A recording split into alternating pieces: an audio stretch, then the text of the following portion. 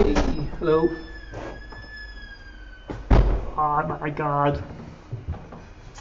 Hello everybody. Can you hear me? I don't know if you can hear me. I can't actually see the Twitch stream. Let's have a look. Knock knock. Can you hear me? What do you reckon?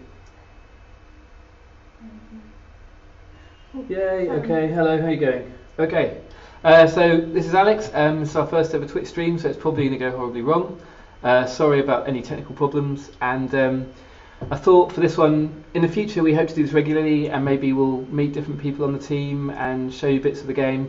But today we're just going to do a quick whiz around the office, maybe show you some cool stuff. We're going to go behind the scenes on some of the E3 and also on my engine, talk from Sigraph and Umbra Ignite, which you can see on YouTube.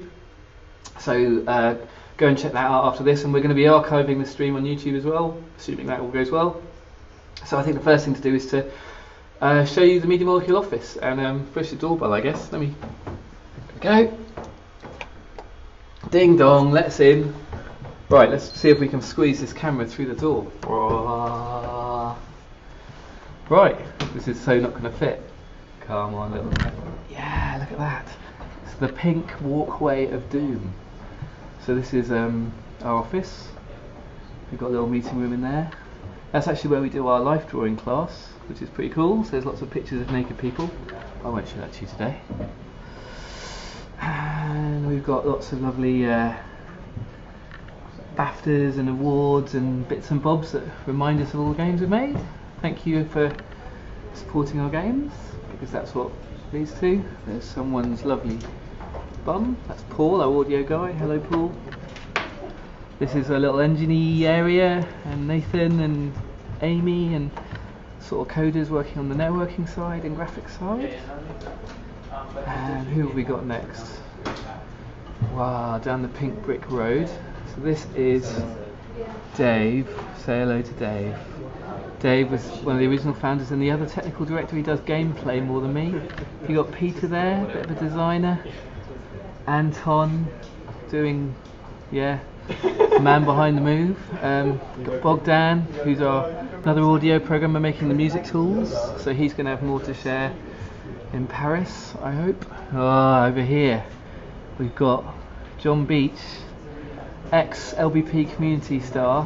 What was your handle on PSN? John E.E. John E.E. You've got Phil. We've got Steve Big Guns over here, if you know Steve Big Guns. And we're going to go and... I'll come back to these guys. You've got your designers over here. You've got Liam, our gameplay program on the right. Hello, Liam. We'll be coming into this area in a minute. So back in a mo.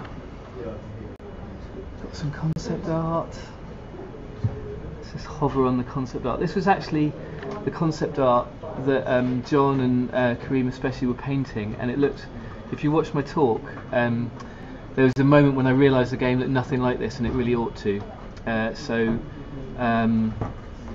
A nice moment was that the images on the top left were a painting, and then the one immediately below with a sort of, I don't know, Acropolis sort of statues was actually a first screenshot from the game that began to look like the concept art. So that was a nice moment.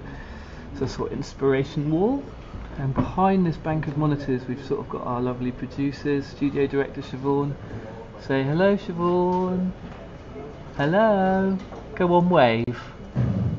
Can you wave? Hi. Wave, there we go. Sorry, I couldn't hear you. There's a long lag. Never mind. There is a long lag. Okay, that's lovely, Siobhan.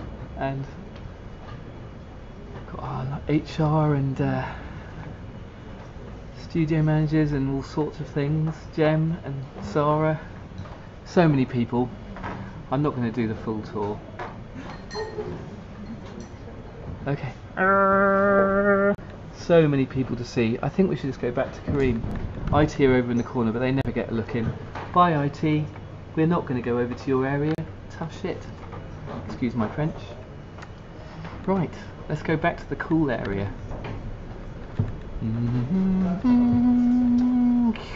It's like Steadicam. It's awesome. Right, I'm going to meet Kareem, I think. And no, he's got his headphones on, he's ignoring. So this is Mark and Kareem. Mark is Kareem, are the founders of the company. We've also got Paolo there. Let's just give Paolo some love. Hello, Paolo. There you go. So Mark, in the yellow t-shirt, is creative director, I think, and Kareem is art director. Oh. And who shall we molest on the stream a little bit? Let's go and talk to Kareem for a while. Come to me. All right, Kareem. Hi. So I thought, let me just make the camera go down a bit so you can see you a bit better. My full glory is my lovely t-shirt. Dan Let's get this camera. That's no good. Let's try that. Cool. That's a bit better. Cool. Thank you. So Kareem, Hello. tell us about Dreams. Dreams, man, that is our baby. We've been working on for a while now, and one of the premises of it was attitude. How can we have an experience that feels like dreams, is fun, and we take Media Molecules creative gaming to the next level. And one of the things that I'm going to sort of touch on is the art side, and how does that translate to art. When we were starting to think about our artistic experience and our artistic engines, we wanted to find a way that makes the design process quite intuitive, where you arrive at ideas as you're playing with the tools, rather than execution-oriented experience. A lot of digital suites produce wonderful results, but actually looking at the people doing it is not that wonderful. It's not that attractive. It's not like watching Jimi Hendrix on the guitar. We wanted to make our tools attractive to watch as well. So that all began by looking at concept art and how you surprise yourself. And this sheet I did like a few years ago. I actually did 30 color studies that are quite abstract, just a bunch of colors that you mess around with, and I just keep on messing, and then I change page and I go to another one and I change the orientation and I play, because I didn't even in I've actually got some here, so I'm just going to put them up on the stream so you can keep talking, but I'm just going to bring some up while you're going. The exciting thing about that approach is that even in concept art, I wanted to surprise myself and not just draw the compositions that I know how to draw and choose the color schemes that I know and choose the motifs that I know. I wanted to do a piece that by the end of it, I'm one of the target audience too that gets surprised. And the translating that to digital tools is pretty out there, and that has been our mission. And today, John, one of our wonderful artists, and Alex will go through some of the details of how we realized that lovely idea. Yeah. Has anyone on the stream got any questions for Kareem? I haven't been looking. Let me just have a little look on the chat. Questions. So many questions. Thanks, guys. People are asking if you're the new tea lady. I am the new tea lady. Look, I've got my tea, and I don't give it to anyone, so I'm actually quite rubbish as a tea lady. Everyone's loving the whack on the tablet. Cool. Yeah, Right, Syntax. tablet.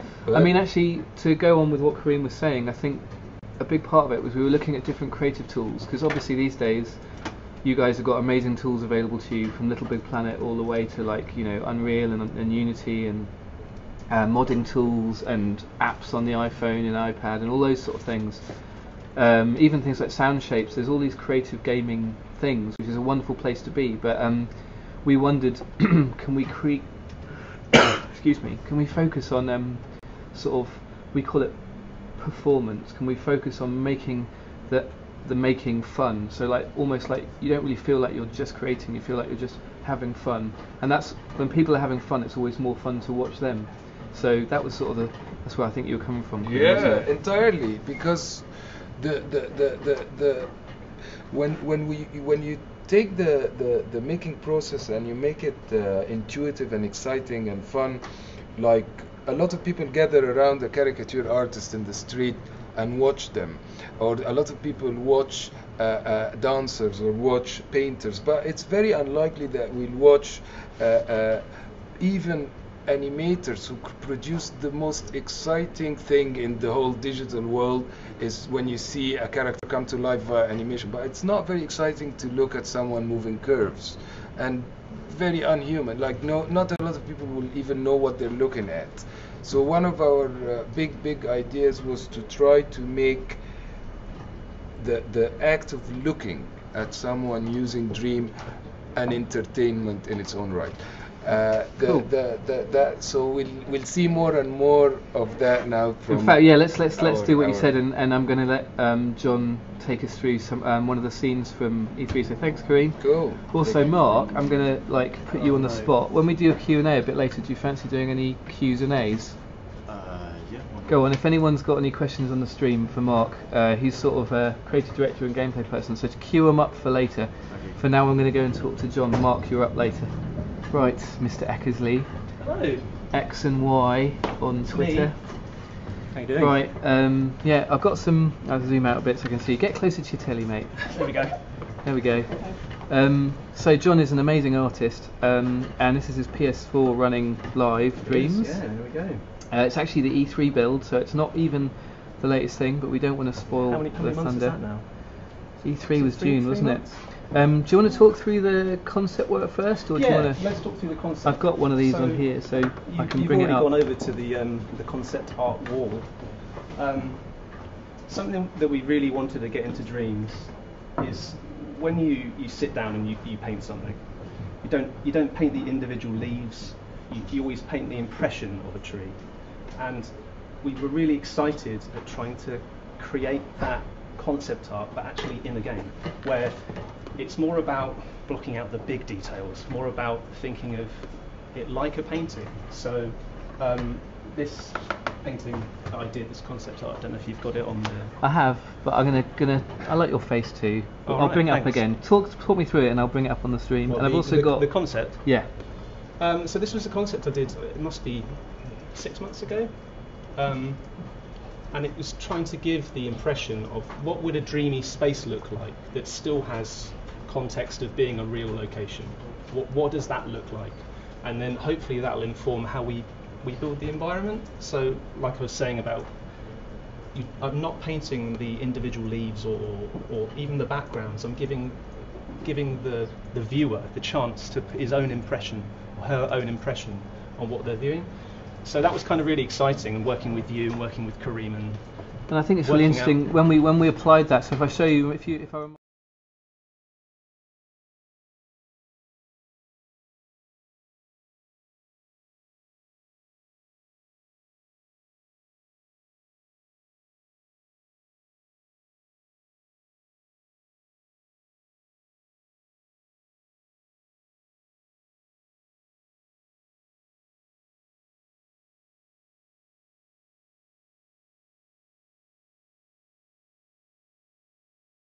the other important thing to point out as well is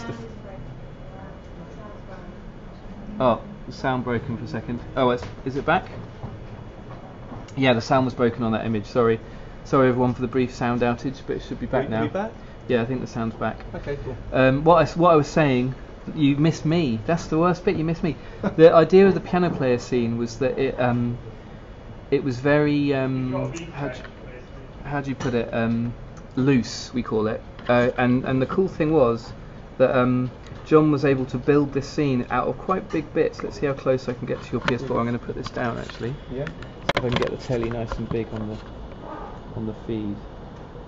So yeah. The other point that I really wanted to make was it's also really important when we've been working on this art style to also get the essence of that person. So everyone's style, you can really get your style into the game. You can tell, the level that I made, the level that you've made, and that's really important that the art can cope with that. Yeah. And I think we've definitely got. You can tell when someone, you can tell when Francis has made a level and when I've made. Go and fly around a bit because this Okay. level's so beautiful. Like guys, people won't have actually seen this as a look. So yeah, he's actually showing you one chunk of the level, and that's a really simple sculpt because of the way the engine works. Each of these pieces that he's moving is actually a very simple shape, and then you apply these kind of brush strokes to it, and I'll show you that in a minute in the engine. And so it's very quick to piece together. And another cool thing is that each of these pieces could have been made by anyone. They don't have to be made by you. It's also with this. So again, this is kind of going back to my point with harking back to the concept. I haven't made all of these individually modelled trees with tree trunks. They're just simple brushstrokes that anyone could lay down, and you immediately think, ah, that's a forest. And you think there's some moonlight, and it's just the colour I've picked, and the shape, and the stroke, and the direction. It's really, really simple, yet that immediately gives the impression of a really painterly space. Grab those trees again, just see you can move them, see how they're in a sort of, oh, that's one block. And he just was basically, can you get the light ones? They're too hard to pick. They are.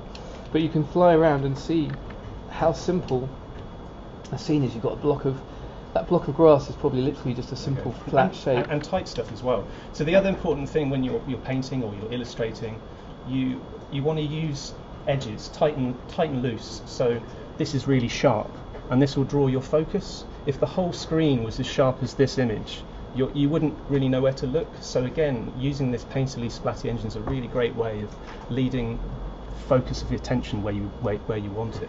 And this is a cool example of collaboration, because when we were building this scene in E3, it's assembled out of pieces. So the bird was separate. I think the character and the piano are actually a separate dream. So you can actually grab them. You can. If you grab the whole piano, I think, and that allows people to collaborate. So basically, different people can put together different elements of your scene. Yeah. So if you're into sculpting, you can do one thing. But if someone's good at animation or gameplay, then you can effectively piece together a dream out of other smaller dreams. I think that's cool. And beautiful little flowers here. Yeah. And again, they don't need to be individually kind of modelled. You can easily scale them up, scale them down. Awesome. Thank you very much, John. Yeah. Okay. All right. Cheers, John. Bye. Right. Well, I want to show a little bit of the engine, if I may. We don't want to keep this little Liam's French flag beautiful. We're going to wander over to my desk, because obviously my desk is the messiest and coolest desk there is. Just to show you very quickly something, if you're watching the YouTube video that we just put on our YouTube channel, the SIGGRAPH talk, I can just show you a little bit of behind the scenes of this Nathan. Hello, Nathan. Lovely. Bump. This is Anton and Simon, who did most of the engine work. So really, Anton and Simon, you are the heroes of the engine, and I'll just take all the credit. So they didn't want to go on the stream today because they're idiots. So I'm gonna. Oh, Mark Adami in the background who did Tearaway. People who love Tearaway. There's one man who made the whole engine. Here we go. Where is Adami? That man there built all of the Tearaway engine. Obviously, it was a huge team effort to make the whole game, but really, Mark, a bit of a hero when it comes to the engine. So there you go. He's now on Dreams, of course. Ha! So we can get his amazingness into Dreams as well. Right, I'm going to show you a little bit behind the scenes what it's like when you're an engine programmer. And I only do this for 2 minutes, so if you're not into engine programming, you can sort of chat amongst yourselves, have a cup of tea. Let's see if I can get my telly in one shot a little bit. Yeah, that's pretty good. That's not pretty good. Right, so grab my DualShock.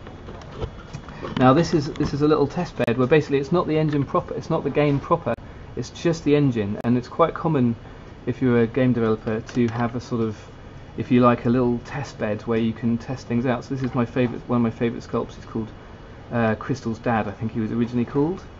And this test bed allows us to test things like lighting, the way the engine looks, the way the engine shows models, and we have these magical debug things which you will never ever see as a game maker, so you will only see it here on Twitch. And it basically allows us to do things like, you know how John was talking about tight and loose? Well, this tool I can quickly test what the artist will see or what you guys will see when I make the character tighter or looser. So that's the very, very loose end, and then the very sort of tighter end, and you can play with the brushing. And again, you'll never see these debug tools. This is a sort of Twitch exclusive. The idea being that you will get beautiful, DualShock, PlayStation user interface version of these, but when you're developing the game, it's very helpful to be able to just quickly dive in and get to the roots of the thing. Let's see what I'm going to do. I could make a hairy dad. That's pretty cool. Make it out of little hairs, maybe make them a bit longer. And already I've got a look, right, from just changing a few things, and in the game that's as simple as like clicking on a few things with your DualShock. And to show the awesome power of the engine, we have thousands and thousands of these things running at a nice frame rate, and every single one is made out of those hairs that I just set up. So really it's a very scalable LOD thing, and we're quite proud of that, because you can build quite complicated scenes out of all sorts of different painterly looks, tight and loose as we call it. So I think that's enough engine geeking out. Oh no, I promised someone on Twitter that I'd show them a physics mesh. So someone asked about how we do physics, and if I push the right button, this is just one dad's head I can go close to, and I can actually show you, I can slice through him, I can actually show you how he was made, how he was sculpted. So if I bring down this thing, this actually visualises the so-called distance field. So the engine programmers on the stream are probably going, oh, that's very cool. And I can also scrub back and forward through the edit history. So this is re-watching how he was sculpted. And then if I push this button, you actually get to see what he looks like to the physics engine. Now what's pretty cool about this is that our physics meshes are made out of the distance field. They're a little bit lower than the ones we show you on the screen, but they're still incredibly detailed, which means that the physics, you know, if you wanted to have gameplay objects walking over the surface of his head, or you wanted things rolling down across him, they're going to be able to pick up all of these subtle nuances that were in your sculpt. So I hope. I think Simon just smiled and looked scared, but we're hoping to be able to do that. Certainly this is the physics mesh as it is in our test bed, and it looks very nice and high res, so well done, Simon. Game Dev Viking was the one that asked you. Ah, there you go, Game Dev Viking. There you go. Right, I think that's a good point to wander off into Q&A, because I don't want to keep going too long. We've been chatting for a while, and as I say, this is only our first.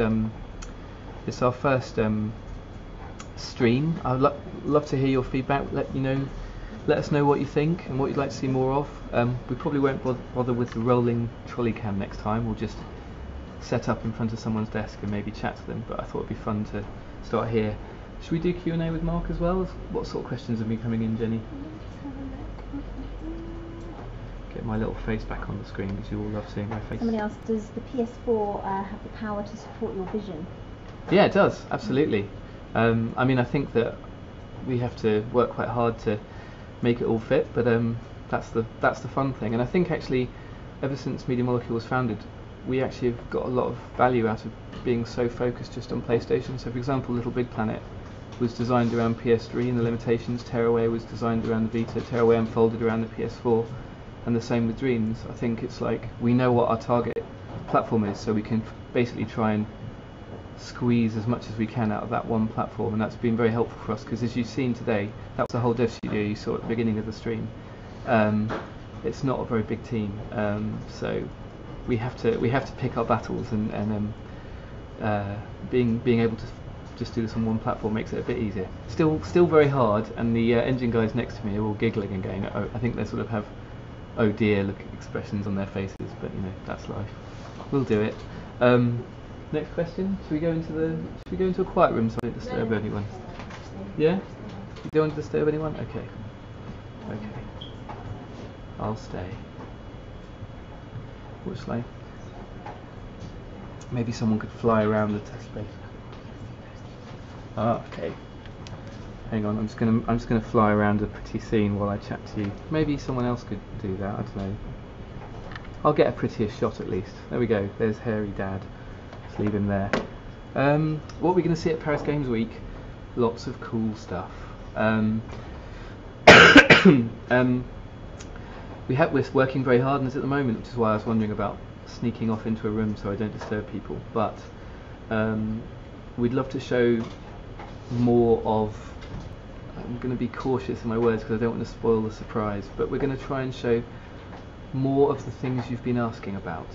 Let me put it that way. So we're going to try and answer as many of the questions that we've had since E3, and I think we'll do it in a way that hopefully will be quite surprising, which is why I don't want to give away the secret. But yeah, it's going to be cool. What is the Dreams engine called? What's the Dreams engine called? Don't know. We need to name it. Come on, Everybody Twitch community. Yeah, you have to come up with a name. We call it the Splat Engine as opposed to the Brick Engine. But someone asked me on Twitter actually, have I changed my opinion of splats now? Because if you watch the Umbra talk, I mentioned that I hated splats with a passion and I didn't really want to do a splats engine. And the answer is it's perfect for Dreams. We were talking earlier about how when you're doing sculpting, if you do the tight end, it's a bit less forgiving. You have to have good sculpts, whether that's getting them from the community and searching for them, or whether it not get to be a good sculptor. Whereas the Splats engine makes it much more forgiving. It's like the sort of modern version of pixel art. You can kind of read more into the pixels. So yeah, that. What is Rex and the rest of the Tearaway team doing? What is Rex and the rest of the Tearaway team doing? Mostly dreams, I believe, but we should get an official answer from one of you guys, so I'm going to turn the camera and put you on the spot. Community manager Jenny. Is it on me? Yes, your little, there you are. Hello. They're all dreaming. Yeah, they're all aren't dreaming. They? Yeah, all dreaming, and Yeah. some of them are holidaying, resting. Yeah, resting a little bit. Taking But, taking a big break. But I think this is the end of the This is, stream. yeah, Half well, I an mean, hour, done. for now, I think our focus is dreams. I think the thing with a small team is you focus, right? And so, Yes. time to focus on dreams and make sure it's as good as possible. Yeah. Who knows what the future will hold for Tearaway, but Indeed. for now, it's a dream focus. So yeah, that's a wrap. Yeah, that's all we've got time for, I'm afraid, guys. But we'll be doing this next week. Okay, let's Yeah. go and say bye to her. Hang on, I've got an amazing laptop cam close up.